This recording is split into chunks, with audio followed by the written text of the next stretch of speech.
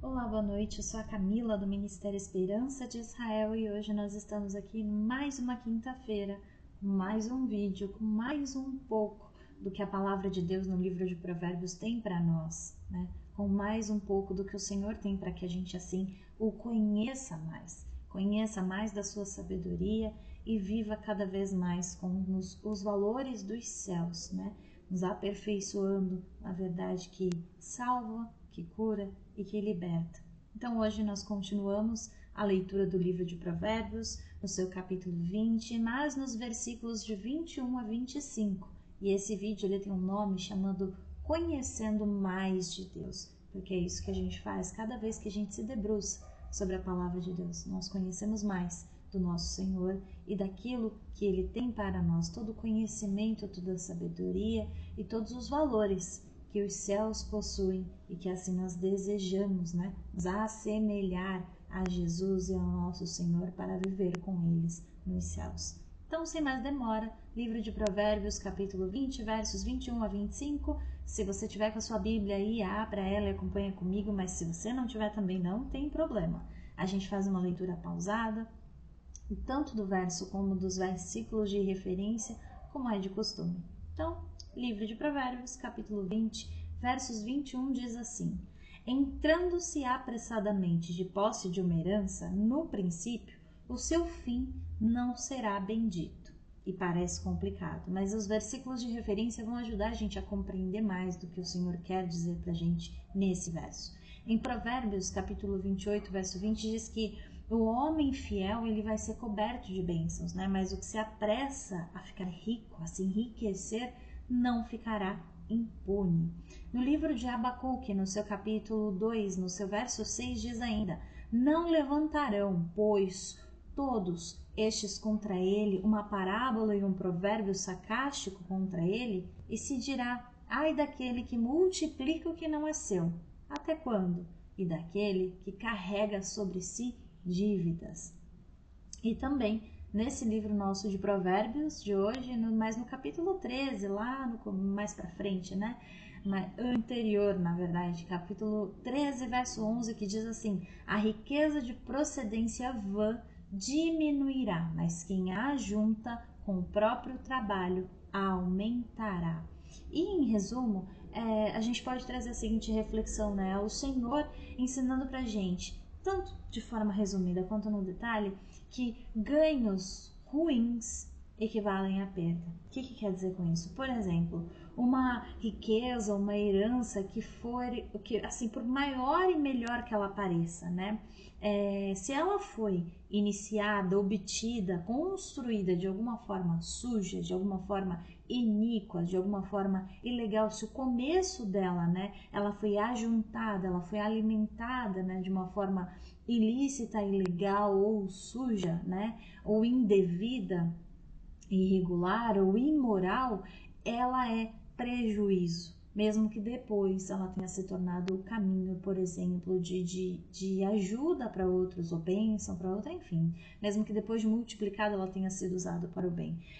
Mas por causa desse início dela, ela é toda declarada como uma maldição, como um prejuízo, como uma perda, né? Não como algo bom. E assim ela se destina, né, a ser prejuízo, a ser perda. Por isso a importância do Senhor de que ali no verso 13 e 11, né, de Provérbios, né, que a riqueza de quem ajunta com o próprio trabalho aumenta, que não tem um início de forma ilegal ou imoral ou em cima de vantagens ou prejuízo dos outros, né? É mais ou menos um pouco do que esse verso quer trazer para nossa reflexão nessa noite. O verso 22, ele diz assim: não digas, vingar-me-ei do mal. Espera pelo Senhor e Ele te livrará. No livro de Deuteronômio, no capítulo 32, verso 35, diz ainda que minha é a vingança e a recompensa, ao tempo que se resvalar o seu pé, porque o dia da sua ruína está próximo, e as coisas lhes hão de suceder, que lhes hão de suceder se apressam a chegar. E no livro de Romanos, ali no capítulo 12, versos 17 e 19, diz ainda: a ninguém torneis mal por mal, procurai as coisas honestas perante todos os homens. Não vos vingueis a vós mesmos, amados, mas dá lugar à ira, porque está escrito: minha é a vingança, eu recompensarei, diz o Senhor.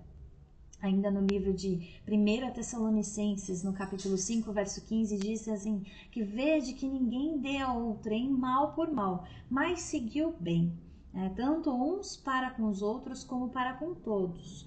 E 1 Pedro, em seu capítulo 3, verso 9, que diz, não tornando mal por mal ou injúria por injúria, antes, pelo contrário, bem dizendo, sabendo que para isto foste chamado, para que por herança alcanceis a bênção. E, por último, em 2 Samuel, no seu capítulo 16, verso 12, que diz, porventura o Senhor olhará para a minha miséria e o Senhor me pagará com bem a sua maldição deste dia? E todos esses versos são para fazer a gente refletir e para fazer a gente mostrar uma coisa, um comportamento que para muitas pessoas é insuportável, que é mostrar a nossa confiança, colocar a nossa confiança no Senhor em exercício. Por quê? Porque quando nós sofremos algum tipo de agressão, quando nós sofremos algum tipo de circunstância de que o outro nos fere, o outro nos agrava de alguma forma, a primeira coisa que nós temos desejo na carne, em todo o nosso ser, é de fazer alguma retribuição. Poucos de nós não têm essa vontade de devolver na mesma moeda, responder com o mesmo tom e com a mesma agressividade, ou ainda, reagir de uma forma mais violenta, como para colocar a pessoa no lugar dela e não deixar mais aquilo acontecer, e por aí vai, Que sempre tem uma linha sempre de argumentos que estão nesse assunto, nesse aspecto, Mas o chamado para reflexão nesta noite e a intenção do Senhor em provocar em nós justamente a compreensão de que quando nós confiamos verdadeiramente nele, nós deixamos as nossas causas nas mãos dele. Então veja, quando essas coisas ocorrem conosco, nós não reagimos, porque a nossa reação, ela não é mais a reação terrena, ela é a reação espiritual de quem confia no Senhor. Então a gente já não devolve a palavra na mesma intensidade, a gente já não reage fisicamente como é esperado e como muitas vezes é desejado, É confiar e colocar aos pés do Senhor tudo aquilo que ocorreu, justamente sabendo e confiando que Ele, o Senhor, é mais capaz e mais poderoso do que a gente sequer imagina para justificar, para vingar a gente, para retribuir, para nos proteger e para corrigir os erros que são realizados conosco. O que muitas vezes falta em nós, e essa reflexão com certeza você vai concordar comigo, é que falta não só a confiança, mas a paciência, confiar com paciência, porque normalmente quando algo acontece a gente já quer resposta rápida, a gente já quer uma solução rápida, já quer um retorno ali, e muitas vezes o tempo de Deus não é na velocidade que nós esperamos, o tempo de Deus é numa outra velocidade. Então essa impaciência de confiar no Senhor, mas não ter paciência para esperar no Senhor, a retribuição, a defesa que o Senhor vai fazer por nós, é que muitas vezes faz a gente nos atropelar, faz a gente se apressar e fazer com as nossas mãos e com a nossa força, tentar fazer o juízo que na verdade pertence ao Senhor. Então fica até uma dica, não ore jamais para que o Senhor se vingue de alguém que você tem algum tipo de animosidade ou raiva, porque cada alma é preciosa para o Senhor, assim como a sua também é. Mas ore ao Senhor para que te defenda, te proteja e te guarde de tudo aquilo que você pode vir a sofrer, de tudo que você sofreu, de tudo aquilo que você nem sabe que pode ser que esteja sofrendo, Muito rico esse versículo. O versículo 23 diz ainda: 2 espécies de peso são abomináveis ao Senhor, e as balanças enganosas não são boas. Provérbios, em seu capítulo 20, verso 10, diz ainda que 2 pesos diferentes e 2 espécies de medidas são abominação ao Senhor, tanto um quanto o outro, porque o Senhor, ele não é um Senhor flexível, o Senhor, ele não é um Senhor do bem e do mal, o Senhor é o Senhor do bem, o Senhor é o Senhor da verdade e da justiça. tudo aquilo que traz neutralidade, que traz flexibilidade, ele tende a agradar a um lado e a prejudicar o outro para agradar aquele um lado. Então, por isso que o Senhor, ele não vai concordar jamais em tudo aquilo que é neutro ou flexível, porque assim como é a verdade, assim é o Senhor, que se mantém firme e pronto e disposto a executar sempre a verdade e a justiça. E veja, neutralidade jamais é uma coisa boa, né? Porque ou alguém ela tende para o mal, ou alguém é para o mal, ou alguém é para o bem, né? Não existe quem é para os dois, ou temporariamente é para um ou para outro. Não, um ele serve, um ele vai. E normalmente quem é para o neutro é mais para o mal do que para o bem, porque o bem ele não se flexibiliza. A verdade ela não se negocia, né? Ela é quem ela é. Ela não é de vez em quando, né? O que fica nessa posição de flexibilidade, né, engana muitas vezes, né? Se coloca no papel de pessoa enganadora, de gerar situações enganadoras, né? E o enganador, ele só tem sucesso na aparência, porque na realidade, na verdade, ele é falho. Então, distorção, dissimulação, ilusão, todas essas variáveis, né, da flexibilidade aí, do jeito, do depende, não são coisas que agradam o Senhor. Tanto é que a palavra do Senhor, ela diz sim, sim ou não, não. O Senhor, ele é muito justo, muito reto, muito seco nisso, né? Ou é tal qual a verdade. Ou ela é, ou ela não é. Não existe um depende. Depende é um argumento daquele que quer organizar a ideia dos outros conforme a si mesmo, conforme o seu próprio objetivo, para alcançar o seu próprio objetivo, iludindo a mente das pessoas. No verso 24, diz ainda que os passos do homem são dirigidos pelo Senhor. O homem, pois, como entenderá o seu caminho?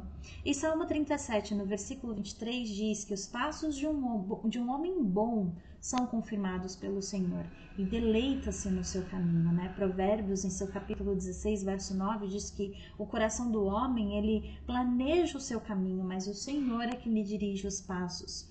E em Jeremias, no seu capítulo 10, verso 23, diz que eu sei, ó Senhor, que não é do homem o seu caminho, nem do homem que caminha o dirigir dos seus passos. E aí é bem literal e ao mesmo tempo metafórico, né? Porque o nosso caminhar físico pertence ao Senhor, mas o nosso caminhar de evolução, de prosperidade, de perseverança, de crescimento também pertencem ao Senhor, porque as nossas oportunidades, possibilidades, né? E o nosso reagir, o nosso executar também pertencem ao Senhor, o entendimento, a sabedoria e as habilidades que com inteligência nós desenvolvemos. Então, assim, os passos dos homens, no geral, a gente pode determinar da seguinte forma, que pertence ao Senhor.